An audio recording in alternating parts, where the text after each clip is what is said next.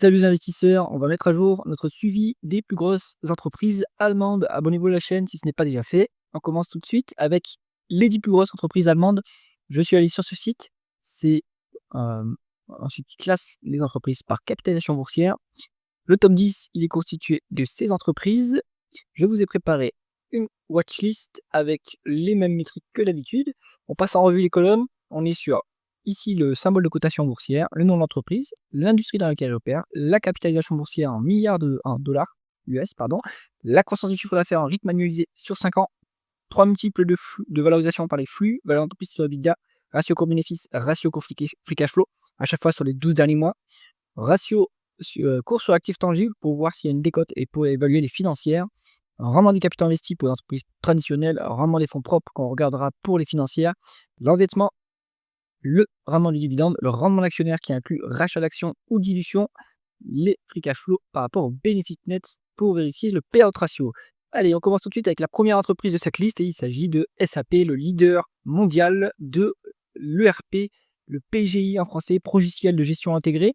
Ça va surtout aux grandes entreprises. On est sur 351 milliards de dollars de market cap, 4,4% de croissance du chiffre d'affaires en rythme annualisé sur 5 ans, donc croissance plutôt en ralentissement quand même, et des multiples complètement aberrants pour une entreprise qui a aussi peu de croissance. On est sur 32 fois la valeur d'entreprise sur EBITDA, un ratio court bénéfice de 57, un ratio court free cash flow de 61, c'est vraiment très élevé, avec une rentabilité qui est élevée, mais pour du logiciel, c'est pas incroyable, hein. 12%, c'est pas incroyable pour du logiciel. On est cash net sur SAP, un rendement du dividende qui est faible à 0,9% de rendement, 1,34 en rendement de l'actionnaire, donc on fait un peu de rachat d'actions. Est-ce que ça le justifie? Enfin, la valorisation ne justifie pas les rachats d'actions, vu qu'on est survalorisé sur ce dossier.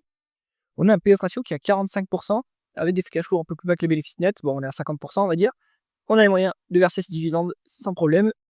SAP à l'écart, absolument à l'écart. C'est beaucoup trop cher. Ensuite, on est sur Siemens, conglomérat industriel, 185 milliards de dollars de market cap, 5,4% de croissance du chiffre d'affaires en rythme annualisé sur 5 ans. Une croissance aussi un peu moyenne, mais elle mérite d'exister. Un multiple de l'entreprise sur EBITDA à 17 à 18, 25 en ratio court bénéfice, 18 en ratio free cash flow. Et je pense qu'il vaut mieux regarder le court sur free cash flow parce qu'on est sur une entreprise qui est plutôt mature et qui est plutôt en phase de génération de cash, de free cash flow, donc plutôt que un surcroît des bénéfices. Donc, on vaut mieux utiliser ce multiple. Je trouve que c'est un peu cher payé quand même pour une entreprise qui a vraiment un capital investi à 6,3%. Maintenant, c'est très intensif en capital, donc bien sûr que la rentabilité est plus faible, qu'il y a besoin de beaucoup de capitaux, mais on est en plus endetté à 3,2 fois les l'EBITDA. Dette nette, c'est un peu lourd, donc ça grève les résultats nets avec les charges d'intérêt. Un rendement de dividende à 2,5%, un rendement d'actionnaire à 2,9%. Le payout ratio est plus faible que ce qui est indiqué ici, puisque les free cash flow sont plus élevés que les bénéfices nets. Siemens, je pense que c'est trop endetté et un peu trop cher pour que ça soit intéressant. Il faudra attendre que ces deux critères diminuent, hein, que la dette baisse et que les multiples baissent un petit peu pour s'y intéresser, bien sûr, si on est intéressé par ce secteur. Ensuite, Deutsche Telekom, l'opérateur télécom allemand, 175 milliards de dollars de market cap, 7,4% de croissance du chiffre d'affaires en rythme annualisé sur 5 ans. Ça sent la croissance externe parce qu'on n'a pas du tout ce niveau de croissance en organique sur les télécoms, hein, donc à vérifier. 7,5 en ratio valeur entreprise sur EBITDA, c'est pas très cher payé. En ratio coût-bénéfice 15 à 15, c'est pas très élevé. Enfin, ça peut paraître élevé, mais sauf qu'on a un ratio court free cash flow à 6. Et pareil, on est sur une entreprise qui est mature, qui dégage du cash. Donc, ce multiple de court-bénéfice, pas forcément intéressant. Il vaut mieux utiliser les cours sur free cash flow ou la valeur entreprise sur EBITDA. Et on voit qu'ils sont intéressants, assez égaux, hein, ils ne sont pas très élevés. On a vraiment les capitaux investis qui est à 7,6. C'est pas si mal pour une industrie, pour une entreprise qui est assez intensive en capital. Alors, la dette nette, elle a 4 fois l'EBITDA, mais comme c'est une télécom, on peut s'autoriser de monter jusqu'à 5 parce qu'on a de la visibilité sur les cash flows, hein, chez les télécoms, donc c'est pas un souci. Toutefois, ça va engendrer des charges d'intérêt assez élevées, donc à garder en tête. 2,8% de rendement du dividende, 4,5% en rendement de l'actionnaire. Au niveau du dividende, c'est un peu faible, hein, pour une télécom. Après, on a des rachats d'actions qui aident à soutenir le rendement de l'actionnaire avec des free cash flow qui sont quasiment au triple des bénéfices nets, hein. Donc on a largement le moyen de verser ce dividende et même de faire des rachats d'actions en plus. On pourrait monter ce dividende ou en tout cas, peut-être qu'il priorise le désendettement. Deutsche Telekom, un peu trop de dettes, même si c'est de la télécom. Après, au-delà de ça, c'est bien pour un rentier, mais le niveau de dividende n'est peut-être pas très intéressant non plus. Donc, attendre que le rendement augmente, donc c'est-à-dire que le prix de l'action baisse ou que management décide de monter le dividende sur ce dossier. Ensuite, Allianz, l'assureur numéro 1 allemand, 161 milliards de dollars de market cap. On n'a pas de croissance en rythme annualisé sur 5 ans. On a un ratio court-bénéfice qui est à 16. C'était cher payé pour une financière. Pour une financière, on vient être en dessous de 10. On a un ratio cours sur actif tangible qui est à 4 fois, donc c'est beaucoup trop cher par rapport aux actifs. On veut une décote sur ce multiple pour commencer à investir sur des assurances. Ça nous protège contre le bilan qui est quand même assez difficile à lire. Les actifs d'une assurance, il faut être actuaire pour les comprendre. On est sur un rendement des fonds propres à 17%. C'est intéressant pour une financière quand même. 4,2% de rendement du dividende, 4,4% de rendement de l'actionnaire, donc il y a un peu de rachat d'actions. On a largement les moyens de cette rémunération de l'actionnaire, vu que le payout ratio est à 54%. Allianz plutôt à l'écart, il n'y a pas de marge de sécurité. Pareil, alors sur Micré, ensuite, c'est un réassureur, pour le coup, mais c'est à peu près pareil qu'une assurance. On est sur 86 milliards de dollars de market cap, pas de croissance en rythme annualisé sur 5 ans. Un ratio coût-bénéfice à 15, c'est un peu cher. 2,9 en ratio court actif tangible, pareil, c'est un peu cher. Il n'y a pas de décote sur les actifs, donc on n'est pas protégé. 18 en rendement des fonds propres, par contre, ça c'est très qualitatif.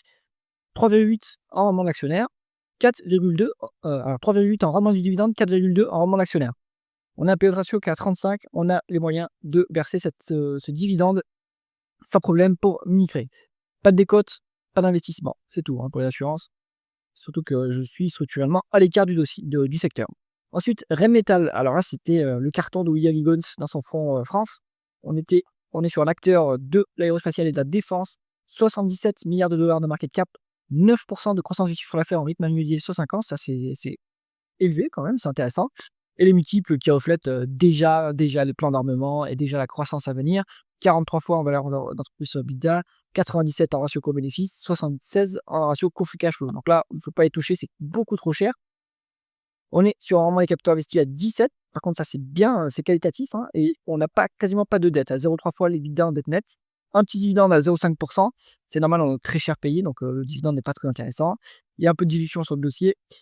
Bon, on a les moyens en plus de verser ce dividende, mais on pourrait l'augmenter un petit peu. Mais bon, Rheinmetall, trop tard. Maintenant, il ne faut pas jouer ce dossier. Même si des gérants vous le recommandent dans des émissions, tenez-vous à l'écart des entreprises de défense. Elles ont tout de suite monté en anticipation. Maintenant, elles sont trop chères.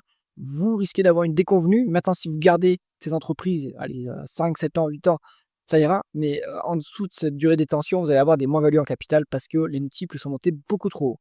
Ensuite, Siemens Energy, on est plutôt sur de l'équipement électrique. 65 milliards de dollars de market cap, 3,7% de rendement. Alors, 3,7% de croissance du chiffre d'affaires en rythme annualisé sur 5 ans. Il n'y a pas beaucoup de croissance.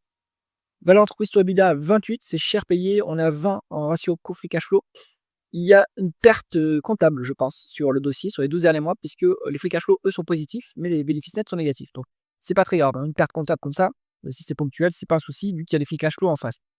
On est sur vraiment des capitaux investis qui est négatif, du coup. Et en fait, ce dossier, ils font des pertes, mais à mon avis, il vaudra mieux y retourner, se repencher dessus quand les free cash flow sont redevenus positifs. Parce qu'ils font même une perte opérationnelle. Ici, le résultat opérationnel après taxe est négatif, c'est ce que nous dit ce ratio. Donc, plutôt à l'écart en attendant que ça se redresse. Ensuite, Merck, on est sur un laboratoire pharmaceutique, 61 milliards de dollars de market cap, 5,6% de croissance du chiffre d'affaires en rythme annualisé sur 5 ans. C'est pas si mal pour une pharmaceutique. Il faudrait voir s'il y a de la croissance externe. 12 fois la valeur d'entreprise sur EBITDA, 21 fois les bénéfices, 20 fois les free cash flow. Bon, c'est des multiples moyens, modérément élevés, on va dire. En rendement des capitaux investis à 8%, c'est convenable pour une pharmaceutique.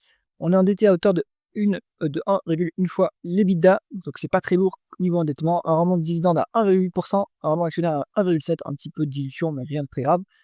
On a des free cash flow à peu près équivalents au bénéfice net, donc on a les moyens de verser ce dividende. Merck pharmaceutique, je suis plutôt à l'écart, surtout que celle-ci, elle n'est pas si cher payée. Pas si bon marché, je veux dire.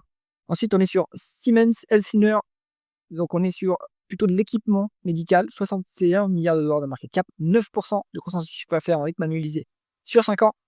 Pareil, il faudrait voir s'il y a de la croissance externe là-dedans. 18 en valeur entreprise sur EBITDA, 30 en ratio co-bénéfice, 22 en ratio co-free cash flow. C'est quand même un peu cher payé. On a un rendement des capitaux investis qui est à 6,3%. Ouais, c'est pas hyper profitable, c'est intensif en capital en tout cas. On est endetté sur le dossier, 3,5 fois l'EBITDA en dette nette. Pour moi, ça, c'est trop endetté. 2% rendement du dividende, 1,82 en rendement actionnaire. Donc, il y a un peu de dilution. Bon, le payout ratio à 53, le free cash flow plus élevé. On a les moyens de verser ce dividende, mais le dossier est trop endetté et pas assez rentable à mon goût, avec en plus des multiples trop élevés. Donc, plutôt à l'écart. Ensuite, Deutsche Börse, c'est l'opérateur boursier allemand. 60 milliards de dollars de market cap, 12% de croissance du chiffre d'affaires en rythme annualisé sur 5 ans. Il y a de la croissance externe là-dedans, hein. C'est comme Euronext, ils font de la consolidation en Europe.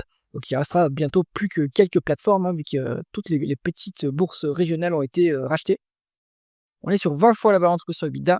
C'est un peu cher payé quand même, hein. 28 en ratio coût-bénéfice. Là, il n'y a pas la métrique du free cash flow, dommage. Bon, on est sur vraiment un capital investi qui a 11,4. Ça, c'est plutôt bon. Après, normalement, les opérateurs boursiers, ils sont pas très intensifs en capital, hein. Il y a de l'infrastructure, oui. Il y a des data centers, mais bon, après, c'est du logiciel. Bon. On est à 2,2 fois les l'EBITDA en dette nette. Ça, c'est le reliquat des acquisitions passées. 1,4 en rendement du dividende. On n'a pas le rendement d'actionnaire, dommage. Bon, on n'est pas là-dessus pour le dividende, mais je trouve que c'est un peu cher comme dossier. Mais vous regardez Euronext, ça a aussi bien monté, hein. Le niveau des multiples, les opérateurs boursiers, ils se sont bien redressés. Je pense qu'il n'y a plus un bon timing dessus. Qu'est-ce qu'on garde dans ces large caps allemandes? Eh bien, il n'y a pas beaucoup de dossiers qui trouvent grâce à mes yeux, en fait, hein. On est sur des dossiers surévalués, très ou sinon peu rentables, des financières, mais pareil, avec aucune marge de sécurité, de la défense très chèrement valorisée. Ici, on est sur la perte. Les pharmaceutiques, finalement, on n'est pas très, on est un peu chèrement évalué. L'équipement, donc Siemens Healthineers, pareil, c'est très chèrement évalué. Moi, je pense que sur ce top 10 allemand, il n'y a pas trop d'entreprises intéressantes. Allez, à la rigueur, si vous êtes en rentier, pas vraiment le dividende n'est pas intéressant en fait. Donc, plutôt à l'écart de tous ces dossiers en Allemagne. J'espère que cette vidéo vous a intéressé. Si c'est le cas, mettez un pouce vers le haut et pensez à vous abonner à la chaîne. À bientôt.